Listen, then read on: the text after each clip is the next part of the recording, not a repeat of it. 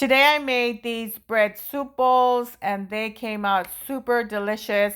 I always make these when I make a good soup for these cold days. And I'm going to show you how I made these. To begin with, I added some warm water along with some active dry yeast and some sugar to my bowl of the stand mixer. Whisk and let that activate for about 10 minutes, and then adding the rest of the sugar, salt, olive oil, and I'm using bread flour, but if you don't have that, go ahead and use regular all-purpose flour. With my dough hook, I'm going to knead this until it all comes together, then continue to knead for a good 10 minutes. Once you see that it has come together, your dough should be sticky like this. That's okay. Turn it onto your surface and knead by hand for a good 3 to 5 minutes until you get a nice, pliable, soft dough.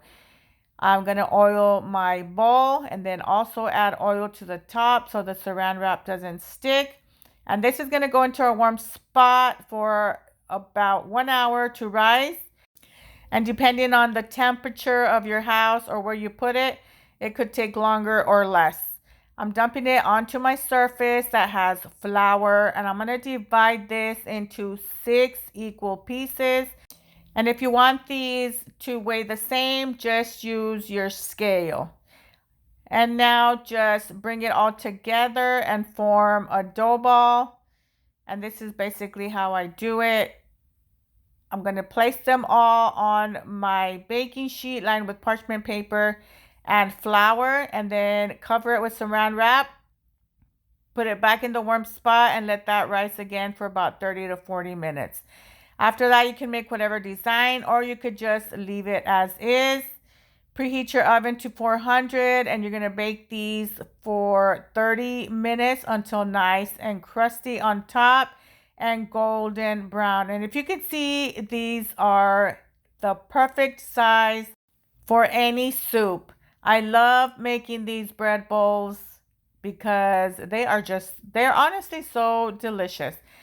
If you wanted to add some soup in there, you're going to cut off the top, remove the bread from the inside. And in my case, I have some cheddar broccoli soup topped with some cheddar cheese, some bacon, and this was actually perfect. I love the taste of this bread. It goes perfect with any soup, but especially this broccoli cheddar soup. I loved it. Everybody here loved it. Save this recipe. You're going to want to make this for these cold days. Enjoy.